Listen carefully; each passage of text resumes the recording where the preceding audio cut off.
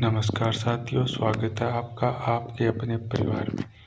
आज का अपना जो टॉपिक रहेगा वह रहेगा फल परिरक्षित उत्पाद।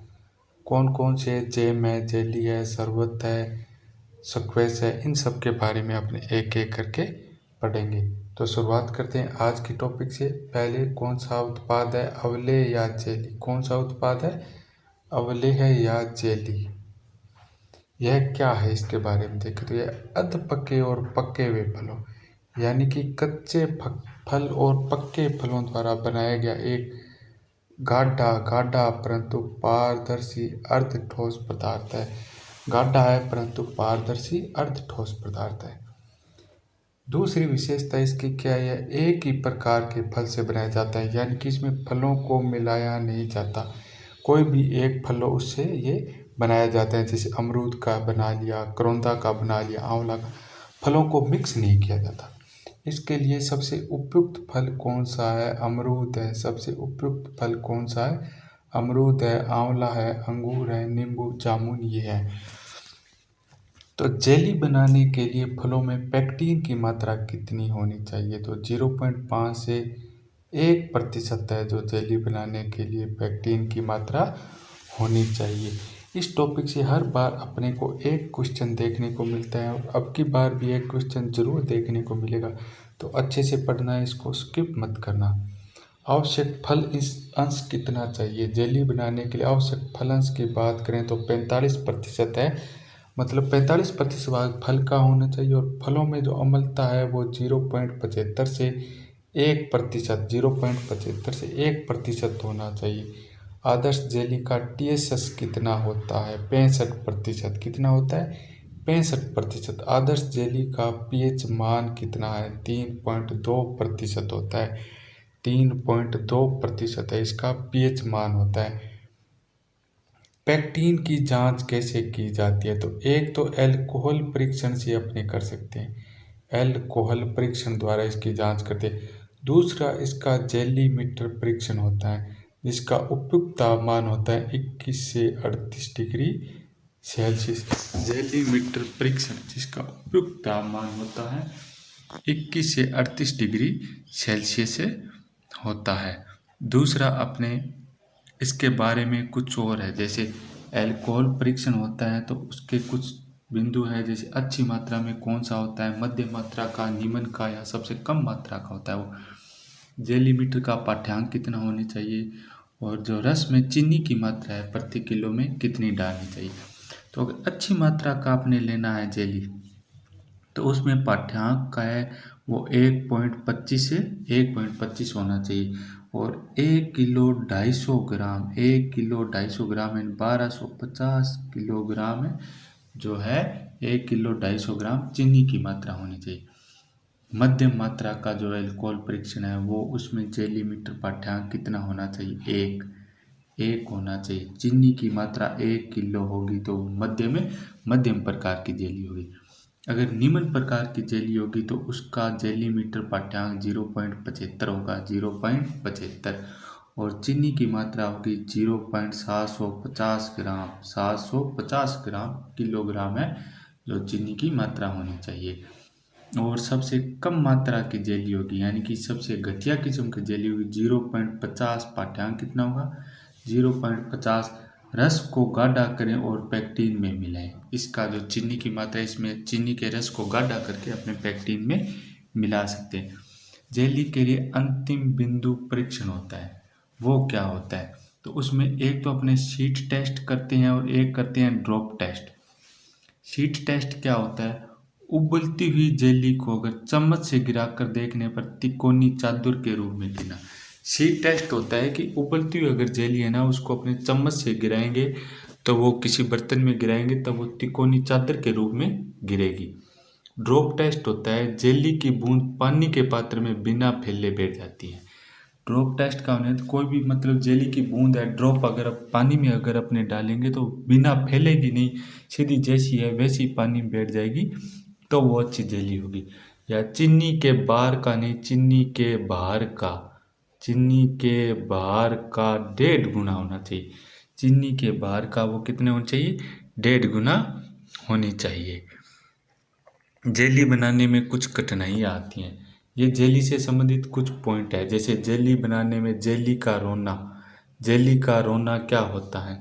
जेली का रोना होता है अधिक अम्लता होगी, कम चीनी और अपर्याप्त पेक्टिन होगा। अधिक अम्लता, कम चीनी और अपर्याप्त पेक्टिन होगा तो वो जेली का रोना कहलाता है।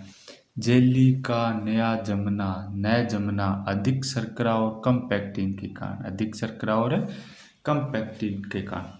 अपारदर्शक जेली, जेली होती है देखो पारदर्शक होगी, अपारदर्शक होगी यानी कि ज़्यादा पक्के, या तो उसको ज़्यादा पकाए आपने या अर्ध पके फल थे तब वो अपारदर्शक जेली होगी। नहीं तो जेली होती है वो एक पारदर्शक, गाढ़ा पारदर्शक पदार्थ होती है। अब अपने देखते हैं अपना अगला टॉपिक, अगला पॉइंट कौन सा है। अगला पदार्थ है अपना फल पाक या जैम। कौन सा है? फल पाक या जैम। फल पाक या जैम पूर्ण पके हुए फलों के गुद्दे को चीनी के साथ पकाकर तैयार किया गया एक गाढ़ा अपारदर्शक पदार्थ। गाढ़ा अपारदर्शक जैम क्या होता है? पूर्ण पके हुए फलों के गुदे को चीनी के साथ पकाकर तैयार करते हैं, एक अपारदर्शक, गाढ़ा अपारदर्शक पदार्थ होता है। जेली में पेक्टिन क्या पदार्थ का होना जरूरी है, लेकिन जैम में पेक्टिन पदार्थ का होना जरूरी नहीं है। ये इनका विशेष अंतर है। जेली है जो एक ही फल से बनाई जाती है, जबकि जैम है जो फलों को मिलाकर, यानी कि अलग अलग फलों को मिक्स करके बना सकते हैं। जैसे सेब के साथ पपीता मिक्स करके बना सकते हैं, आम, बेर, कोई भी हो, दो फलों या दो से अधिक फलों का जैम बना सकते हैं, लेकिन जेली एक ही फल से बना सकते हैं। जैम के लिए सबसे उपयुक्त फल है सेब। सबसे उपयुक्त फल है सेब। पीछे जेली के लिए सबसे उपयुक्त फल था अमरूद, वो क्वेश्चन आया हुआ था। आवश्यक फल मतलब कुल जेली का फल का जो भाग है कितना प्रतिशत होना चाहिए जैम का, तो 45% है जैम का कुल भाग होना चाहिए। टीएसएस कितना होना चाहिए जैम में, तो टीएसएस 68% होना चाहिए। पीएच मान कितना होना चाहिए जैम का, तो 3 से 3.2, 3 से 3.2 है जो पीएच मान होना चाहिए। अम्लता कितनी होनी चाहिए जैम में, अम्लता 0.5 से 0.6 होनी चाहिए। एक चिपचिपा जैम बन जाता है। चिपचिपा जैम तो देखो ज़्यादा चीनी होगी तभी चिपचिपा जैम है, ज़्यादा चीनी होने से चिपचिपा जैम बन जाता है। अगला अपना जो उत्पाद है वो रहेगा पानक या शक्वेश। पानक या इसे क्या कहते हैं? शक्वेश कहते हैं। सबसे प्रचलित पेय पदार्थ, सर्वाधिक प्रचलित पेय पदार्थ कौन सा है, तो वो है पानक या शक्वेश। कैसे बनाया जाता है?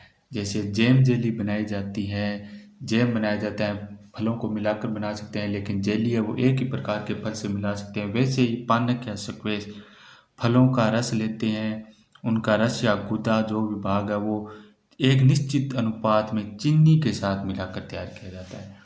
फलों के रस या गुदा को चीनी को एक निश्चित अनुपात में मिलाते हैं। इन तीनों को अगर एक निश्चित अनुपात में मिलाकर कोई पदार्थ तैयार किया जाता है तो वो कहलाता है पानक या शक्वेश। उपयुक्त फल क्या है? नींबू, संतरा। नींबू, संतरा सिट्रस कुल के। आम, अंगूर, फालसा, लीची। आम, अंगूर, फालसा, लीची होते हैं। इसमें फल रस का जो भाग है ना, कुल फल रस का इसका जो पानक शक्वेश 25% भाग होना चाहिए। चीनी की मात्रा होनी चाहिए 30 से 35%।